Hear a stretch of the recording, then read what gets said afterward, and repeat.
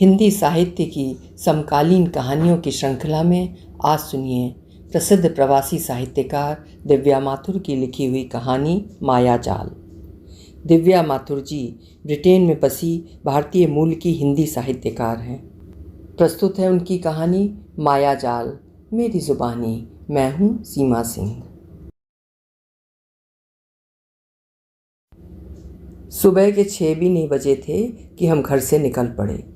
बेटे ने कार की सीट को गर्म कर दिया था, पर फिर भी मुझे काफ़ी ठंड लग रही थी। अल सुबह अच्छी तरह से नहाने और फिर गरमाए हुए घर से एकदम ठंड में बाहर निकल आने के कारण मेरी नाक बहने लगी। मम्मी, कहीं आपको जुकाम तो नहीं हो गया? ऑपरेशन कैंसिल ना करना पड़ जाए, मेरी बेटी ने आशंका प्रकट की। हॉस्पिटल पहुंचते ही मम्मी का पूरा चेकअप एक बार फिर से होगा। जरा सी भी गड़बड़ निकली तो ऑपरेशन नहीं कर सकते, बेटे ने वस्तु स्थिति से अवगत कराया। यूँ तो डॉक्टर्स ने ये सब बातें हमें कई बार बताई हैं, 85 दस्तावेज दिए हैं, हमारे हस्ताक्षर लिए हैं, पर फिर भी 10 आशंकाएं हम सभी को घेरे रहती हैं, जिनसे निजात पाना आसान नहीं। घर से निकलने से पहले मैंने अपने घर को, बच्चों को, पोती को, हरी भरी खूबसूरत प्रकृति को, आसमान आदि को अच्छे से आत्मसात कर लिया है, जिन्हें शायद मैं दोबारा न देख पाऊँ। मैं बिल्कुल ठीक हूँ, मैंने मुस्कुराते हुए उन्हें तसल्ली दी। मेरी खामोशी उन्हें हमेशा विचलित करती है। वे पूछते रहते हैं कि मैं क्या सोच रही हूँ। मेरे दिमाग में बहुत कुछ चल रहा है जिसे व्यक्त करना असंभव है। खुश हूँ कि बच्चे साथ हैं, जिनके लिए मैंने अपने प्रेम रहित जीवन में बहुत पापड़ बेले हैं। वे आज मेरी कल्पना से कहीं अधिक सक्षम हैं। सबसे बड़ी बात कि वे दुख की घड़ी में मेरे साथ हैं। कुछ ही समय बाद मेरा 12 घंटे का लंबा ऑपरेशन तय है, जिसके लिए 5 विशिष्ट सर्जन्स की टीम हैरो में स्थित एक बड़े हॉस्पिटल में इकट्ठी हो रही होगी, और मैं भी तैयार हूँ। मुझे कोई खास घबराहट नहीं हो रही है, जबकि होनी चाहिए। जैसे बच्चे और दोस्त कहा करते हैं, मैं सचमुच बहुत अजीब हूँ। खैर, जीवन में पहले भी 2 बार मेरा मौत से आमना सामना हो चुका है। ड्रिल जानती हूँ, इसलिए आश्वस्त हूँ। बचपन में जब मैं अपने दादा दादी को अपने पूर्व जन्म की बातें बताती तो मुझे ये कहकर चुप करा देते थे कि ये अपशकुन है। उन धुंधली पड़ती यादों की परछाइयाँ आज भी मेरे मन मस्तिष्क से नहीं गईं। लोग कहते हैं कि ये सब दिमाग की खुराफातें हैं और कुछ नहीं। कुछ का कहना है कि ये सब पावर ऑफ सजेशन का कमाल है। भला इतनी छोटी उम्र में कब, कैसे और किसने दिमाग में ऐसे रंग बिरंगे दृश्य भर दिए होंगे? जिस तन लागे सो तन जाने। मैं ऊपरी तौर पर उनके तर्क स्वीकार कर लेती हूँ, क्योंकि प्रमाण के अभाव में ऐसे तर्कों को अस्वीकार करना राई को पहाड़ बनाना है। 1 महीने पहले जब पहली बार मैक्सिलोफेशियल विशेषज्ञ ने हमें बताया था कि मेरे हलक में कैंसर है, जो गले तक फैल चुका है और इसका ऑपरेशन जल्दी से जल्दी करना होगा, उसने बड़े विस्तार और स्पष्टता से हमें बताया था कि मेरे चेहरे, गले और हाथ को कहाँ कहाँ से और कितना कितना काटा जाएगा, कितना और कैसा रिस्क है, मौत की क्या संभावना है, इत्यादि। बेटी इतनी हिल गई थी कि उसके लिए बोलना असंभव था। उसने अपनी आंखों में आंसू रोक रखे थे। अगर मैं कमज़ोर पड़ी तो इसका क्या होगा? मैं चुपचाप सुनती रही, जैसे कि मेरी नहीं किसी और के बारे में बात हो रही थी। डॉक्टर हैरान था कि रोने धोने के बजाय मैं इतनी शांत कैसे थी। आप स्थिति की गंभीरता को समझ रही हैं ना? उसने अचंभे से पूछा, और मैंने हाँ में सिर हिला दिया। प्रारब्ध में मेरा अडिग विश्वास ही शायद इस संतुष्टि का कारण हो कि मैं किसी भी परिस्थिति में ढह नहीं जाती। अस्पताल में पहुंचते ही टेस्ट शुरू हो गए। बच्चे मुझे चूमकर बाहर जा खड़े हुए। मैंने उनसे अनुरोध किया कि वे अब घर चले जाएं, क्योंकि कल सुबह से पहले तो मुझे होश आने वाला नहीं। उन्होंने हामी में सिर हिला दिया, पर जब भी मेरी नज़र शीशे से बाहर गई वे वहीं बैठे थे। नर्स मुझसे 85 प्रश्न पूछे चले जा रही थी। मैं किस करवट सोती हूँ, कितना मोटा और पतला तकिया इस्तेमाल करती हूँ, ऑपरेशन के दौरान क्या मैं अपने आराध्य देवता की छोटी सी मूर्ति या माला अपने सिरहाने रखना चाहती हूँ, इत्यादि। मेरे चेहरे की किसी अवांछित हरकत को संभालने के लिए खड़िया के विशेष ब्लॉक्स अग्रिम रूप से बनवा लिए गए थे। ऑपरेशन टेबल पर लेटते ही जिन्हें फिट कर दिया गया था। बड़ी मात्रा में एनेस्थीसिया के प्रबंधन के लिए एक विशेषज्ञ मौजूद था। ऑपरेशन थिएटर के बाहर जिसने मुझसे दुनिया भर के सवाल पूछे थे। जब मुझे स्ट्रेचर पर लिटाकर ऑपरेशन थिएटर में ले जाया जा रहा था तो मुझे छत पर लगी ट्यूबलाइट्स तेज़ी से भागती हुई नजर आई थीं। शायद मेरा ऑपरेशन हो चुका होगा, पर मैं आश्वस्त नहीं थी। शायद ना हुआ हो, कैसे पता लगे। दीवार पर लगी घड़ी से मैं अंदाज़ा नहीं लगा पाती, कभी 12 और कभी 24 घंटे आगे पीछे हो जाती है। कमरे के बाहर शायद एक मीटिंग चल रही है। हरे और नीले गाउन पहने बहुत से डॉक्टर्स और कुछ अन्य लोग गोल दायरे में खड़े हैं और बहस कर रहे हैं। अजीब बात यह है कि मैं भी उनमें शामिल हूँ, पर जैसे एक सिकड़ी हुई प्रतिछाया के रूप में। छत पर लगी ट्यूबलाइट सिर्फ मुझे ही आलोकित नहीं कर पा रही। अधिकतर को तो पहचानती हूँ, पर मेरा अपना डॉक्टर गायब है, जो इस मुहिम का इंचार्ज भी है। उसकी सहायक एक खूबसूरत युवती डॉक्टर, कैंसर विशेषज्ञ, शल्य चिकित्सक और एनेस्थेसिस्ट आदि, इन सबसे बातचीत कर चुकी हूँ। इस ऑपरेशन की ज़रूरत ही नहीं थी, एक ने कहा तो अन्य दो ने असहमति दिखाई। ऐसा आप किस बिना पर कह सकते हैं? सहायक डॉक्टर ने पूछा। लगा कि अधिकतर लोग कुछ भी कहने से कतरा रहे थे। हम चाहें तो इसे इंडस्ट्रियल हैज़र्ड घोषित किया जा सकता है, इसमें हम सबका ही फ़ायदा है, एक दूसरे ने कहा जो डॉक्टर नहीं है। पर इसे मैंने पहले की परामर्श बैठकों में कभी नहीं देखा। इन बैठकों में डॉक्टरों और नर्सों के अलावा डाइटिशियंस, भौतिक चिकित्सक और वाक चिकित्सक आदि सब एक जगह रहते हैं। मैं अपने इंचार्ज के निर्णय को बिल्कुल उचित मानती हूँ, सहायक डॉक्टर बोली और बहस गर्म होने लगी। ठीक है, तो वोट कर लेते हैं, अस्पताल के वरिष्ठ डॉक्टर, जो इस अस्पताल का मुख्य मैक्सिलोफेशियल सर्जन भी है, ने कहा। न जाने क्यों मेरे अपने मैक्सिलोफेशियल सर्जन से अधिक मेरा इस बड़ी उम्र के गोरे गोल मटोल सर्जन पर अधिक विश्वास है। काश कि ये मेरे ऑपरेशन का इंचार्ज होता। कुछ ने झिझकते हुए हाथ खड़े किए, कुछ ने वोटिंग में भाग ही नहीं लिया। मैंने अपना हाथ नहीं उठाया, वे शायद मुझे देख भी नहीं पा रहे थे। मेरा वोट काउंट नहीं हुआ, केवल एक वोट से सहायक डॉक्टर के हक में फैसला हो गया, यानी कि ऑपरेशन करने का निर्णय ठीक था। पर मामला क्या था? क्या सचमुच मेरे ऑपरेशन की ज़रूरत नहीं थी? शायद मुझे काटने पीटने के बाद वे जान पाए कि मुझे कैंसर था ही नहीं। डॉक्टर्स की मीटिंग के दौरान मुझे चिकित्सा संबंधी शब्दावली अच्छी तरह से समझ आ रही थी। मैंने स्वयं एक बड़े अस्पताल में 15 लंबे वर्ष वरिष्ठ सर्जन्स के साथ काम किया है, पर कुछ ही देर बाद मैं मीटिंग्स में हुई बातों को ठीक से याद नहीं कर पा रही थी। जाने मुझे सुबह तक कुछ भी याद न रहे। मैं जल्दी से इसे किसी को बताना चाहती थी, लिख लेना चाहती थी। जिस ऑपरेशन थिएटर में मैं थी वो 2 आइडेंटिकल हिस्सों में बटा था। एक में होता है वो रोगी जिसका ऑपरेशन होने को है, और एक में वो जिसका हाल ही में हो चुका है, ताकि डॉक्टर्स दोनों पर ध्यान रख सकें। उत्तम प्रबंधन का आधुनिक उदाहरण, समय और धन दोनों की बचत। इस तरह आजकल हॉस्पिटल मैनेजमेंट डॉक्टर्स और नर्सेस का पानी तक निचोड़ लेते हैं। मेरे सामने वाले हिस्से में एक बूढ़ी पारसी औरत थी जिसके दिमाग में ट्यूमर था। उसके बच निकलने के चांसेस 5% थे।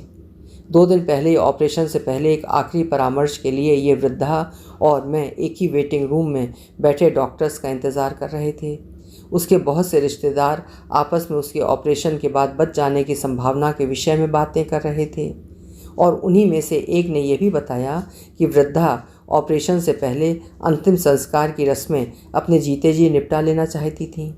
शायद पारसियों में ये रिवाज हो, क्योंकि उनमें से किसी ने इस बात पर हैरानी प्रकट करने के बजाय सहमति में अपने सिर हिलाए थे। जीते जी अपनी मौत का जश्न मना लेना मुझे एक बेहतरीन आइडिया लगा। काश कि मैं भी ऐसा कर सकती। हालांकि तैयारी तो मैंने भी की है। अपने लैपटॉप पर मैंने सब लिख दिया है। ताबूत को किन फूलों से सजाया जाएगा, अंतिम संस्कार के वक्त कौन सा संगीत बजाया जाएगा, कौन मंत्रोच्चारण करेगा, मातम में आए लोगों को अल्पाहार में क्या स्नैक्स होंगे और कौन सी शराब इत्यादि। ये सब मुझे अपने सामने कर लेना चाहिए था, एक रिहर्सल ही हो जाती। खैर, ऑपरेशन के दौरान मैं उस महिला के बदन को देख सकती थी, पर उसका चेहरा नहीं, क्योंकि डॉक्टर्स उसे घेरे खड़े थे। उसके पलंग के बाईं ओर एक बड़ा सा टीवी लगा था जिस पर निर्देश बदल रहे थे। जैसे ही डॉक्टर्स एक क्रिया पूरी करते, दूसरा निर्देश आ जाता। ऑपरेशन के दौरान गलती नहीं हो सकती। ये सब आधुनिक वैज्ञानिक प्रबंधन का कमाल है। दाईं ओर के टीवी मॉनिटर पर एक तालिका थी जिस पर रोगी की नब्ज, रक्तचाप, हृदय गति इत्यादि के अलावा 2 खाने और थे जिसमें लिखा था लाइव और मृत। मैं चाह रही थी कि आराम करूं, पर मेरा ध्यान बार बार उस तालिका पर चला जाता, ये देखने के लिए कि वो कितनी जीवित थी। अपनी बंद होती आंखों को मैं फाड़ फाड़ कर देख रही थी कि एकाएक ऑपरेशन थिएटर के बाहर कुछ हलचल दिखाई दी। सफ़ेद लिबासों में लिपटे और सिर पर छोटी सी गोल टोपी लगाए बहुत से पारसी लोग खड़े थे। मुझे लगा कि वृद्धा शायद मरने वाली है। मृत वाले कॉलम में 98% दिखाई दे रहा था और जीवित में 2%। न चाहते हुए भी मुझे तेज़ नींद आ रही थी, पर मैं कुछ भी मिस नहीं करना चाहती थी। फिर आंख खुली तो देखा कि कमरे में एक पारसी नर्स भी आ गई थी, जो वृद्धा के बिस्तर के आसपास घूमते हुए जैसे कुछ रस्मों को अंजाम दे रही थी।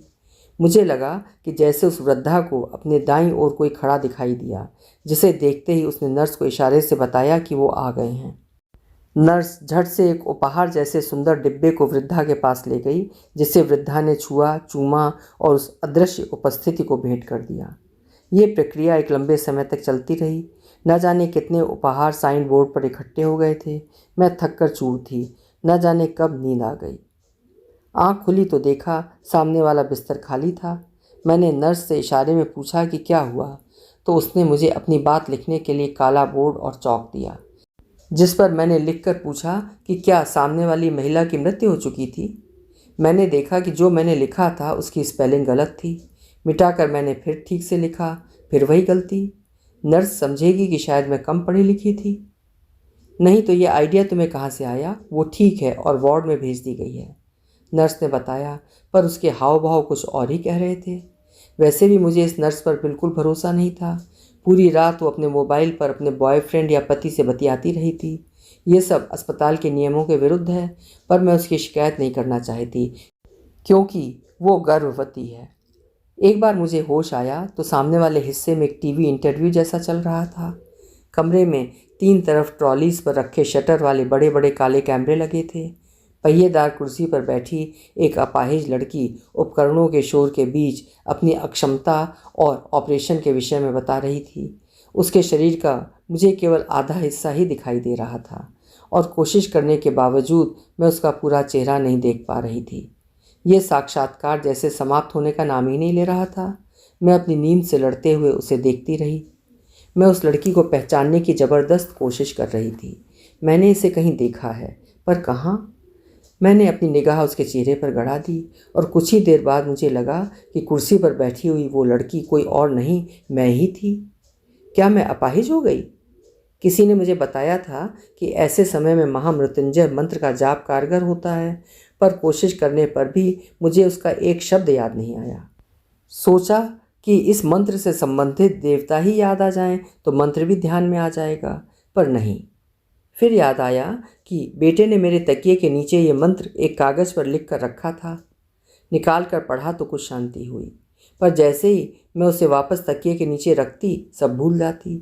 इसी पसोपेश में जैसे सदियां गुजर गईं। मेरी बाह में लगे कैथेटर में जब नर्स औषधियाँ उड़ेल रही थी, मेरी नींद खुल गई। मन हुआ कि उससे कहूँ कि इन ढेर सारी औषधियाँ डालने के मध्य 1 मिनट का अंतर तो होना ही चाहिए। इशारे से मैंने उसे बताया कि मुझे उल्टी आने वाली है, पर वो मेरे शरीर में लगी ढेर सारी ट्यूब्स में उलझी थी। उसने दूसरी नर्स को इशारे से बुलाया, जो एक तीसरी नर्स से किसी अहम मुद्दे को लेकर वार्ता में लीन थी। खैर, जब तक उल्टी बर्तन मुझ तक नहीं पहुंच पाता, मेरा चेहरा, गला और सीना भीग चुके थे। वमन से तरबतर मेरे नए हलक, जो मेरी बाह से ली गई मज्जा तंत्रिकाओं से निर्मित हुआ था, को लगे इस धक्के का अंदाज़ा मेरे सिवा और किसी को नहीं हो सकता। गुस्से को काबू रखने के अलावा मैं क्या कर सकती थी? दोनों नर्सों ने मेरी अच्छे से सफाई कर दी और मैं शायद फिर सो गई। आँख खुली तो कमरे के कोने में मैट्रन और नर्स में गंभीर वार्ता चल रही थी। मैट्रन उसे बता रही थी कि ऑपरेशन थिएटर में उसके मोबाइल के उपयोग पर उसे नौकरी से निलंबित कर दिया गया था। नर्स के अनुरोध पर कि उसे आज की ड्यूटी पूरी करने दी जाए, मैट्रन मान गया था। उदास नर्स की आंखों में आंसू देखकर मेरा दिल पिघल गया। मैंने तख्ती पर उसे लिख कर दिया, तुम्हें बहुत दुखी नहीं होना चाहिए, क्योंकि जो होता है अच्छे के लिए ही होता है। जिसे पढ़कर वो और परेशान और पशेमां सी दिखी थी। आपने ऐसा क्यों लिखा? कहते हुए वो बाहर चली गई। अरे मैं तो उसे तसल्ली देना चाहती थी। ऐसी हालत में उसे घंटों खड़े नहीं रहना चाहिए, और जब बच्चा हो जाएगा तब भी तो उसे नौकरी छोड़नी ही पड़ेगी। रात को आंधी, बारिश और तूफान के बीच डॉक्टर्स और नर्सेज अपने पानी से भीगे और चमकते हरे और नीले गाउन संभाले ज़ॉम्बीज़ की तरह वार्ड में आ जा रहे थे। एक नर्स मेरे कैथेटर में औषधियाँ उड़ेले जा रही थी। मैंने उसे थोड़ा रुकने के लिए इशारा किया, पर जैसे उसने देखा ही नहीं। मैंने डॉक्टर का ध्यान खींचा तो उसने मुझे अनदेखा कर दिया। मुझे लगा कि वो नर्स जैसे मुझे मार देना चाहती है। उसे रोकने के लिए मैं हाथ पांव मारने की कोशिश कर रही हूँ, पर मैं हिल भी नहीं पाती। अंततः मैं ये सोचकर कि जो होगा ठीक होगा, आराम से सोने की चेष्टा करती हूँ। मुझे बहुत शांति मिलती है। अगले दिन सुबह जब मेरी आंख खुली तो मुझे बेटा, बेटी और दामाद शीशे के उस पार दिखाई दिए, जो मुस्कुरा रहे थे, पर उनके चेहरों पर पुता हुआ भय मुझे दिखाई दे रहा था। फिर देखा कि मेरी लुढ़कती हुई बेटी को जैसे दामाद संभाल रहा था। कोई मुझे बताए कि मेरा ऑपरेशन हो गया था या होने को था। दीवार घड़ी में शाम के 5:30 बज रहे थे। बेटी, बेटा और दामाद क्या आए भी थे या वो मेरा स्वप्न था? फिर आंख खुली तो घड़ी वहीं की वहीं अटकी थी। ऐसा कैसे हो सकता है? घड़ी रुक गई है क्या? 10 दिन बाद जब मैंने पहली बार अपना चेहरा देखा तो समझ में आया कि बेटी चक्कर खाकर क्यों गिर पड़ी थी। 85 टाँकों, स्टेपल्स से जुड़ा, नाक, गले, सिर के पिछले भाग में नलियों से बिधा, काले नीले रंग के धब्बों से सुसज्जित अपने चेहरे को देखकर मैं स्वयं स्तंभित रह गई थी। दाएं नथुने में एक छोटा सा पहिया फिट किया गया था, जो मेरे ख्याल में सबसे भद्दा आभूषण था। एक मूविंग स्टैंड से मेरी पट्टी की गई बाँह लटकी थी। यकायक फ्रैंकेस्टाइन की याद आ गई। मेरी पोती कहीं डर ना जाए। इतना ज़्यादा बुरा नहीं लग रहा मम्मी, कुछ ही दिनों में जब ये नील और स्टेपल्स हट जाएंगे तो सब कुछ ठीक हो जाएगा, बेटी ने मुझे तसल्ली दी। बेटे ने बताया कि जब जब मुझे होश आता था मैं तख्ती पर बहुत सी बातें लिखकर उसे बताती रही थी, विशेष तौर पर थिएटर के बाहर हुई डॉक्टर्स की मीटिंग, पारसी वृद्धा, अपाहिज लड़की के इंटरव्यू और नर्स वाली घटनाओं के विषय में। चिंतित बेटे ने जब ये बातें डॉक्टर्स को बताईं तो उसने कहा कि ये सिर्फ हेलुसिनेशंस हैं, जो शरीर में एनेस्थीसिया की भारी मात्रा से उपजती हैं। क्या सचमुच? और अगर ये सच है तो ऑपरेशन थिएटर के बाहर हुई डॉक्टर्स की मीटिंग में मैं उस व्यक्ति को कैसे देख पाई जिसे मैंने पहले कभी नहीं देखा था, जिसने कहा था कि मेरा ऑपरेशन एक इंडस्ट्रियल हैज़र्ड था। ऐसे आउट ऑफ बॉडी एक्सपीरियंस से मैं 2 बार पहले भी गुजर चुकी थी, जब मुझे लगा था कि छत पर मंडराते हुए मैं अपने ही शरीर को देख रही थी। बहुत दिनों के बाद जब मैंने उस व्यक्ति को आपात वार्ड में देखा तो एक बार फिर उस पूरी मीटिंग का दृश्य मेरी आंखों के सामने घूमने लगा। अब मुझे पूरा यकीन हो गया कि ये केवल मायाजाल नहीं था। अभी आप सुन रहे थे वरिष्ठ लेखिका दिव्या माथुर जी की लिखी हुई पराविज्ञान से संबंधित एक रोमांचक कहानी मायाजाल। आशा है कहानी आपको भी पसंद आई होगी। कहानी को लाइक और हाइप जरूर करिएगा, और चैनल पर अगर पहली बार आए हैं या अभी तक सब्सक्राइब नहीं किया है तो चैनल भी सब्सक्राइब कर लीजिएगा। कल फिर मिलेंगे। आपका समय शुभ हो।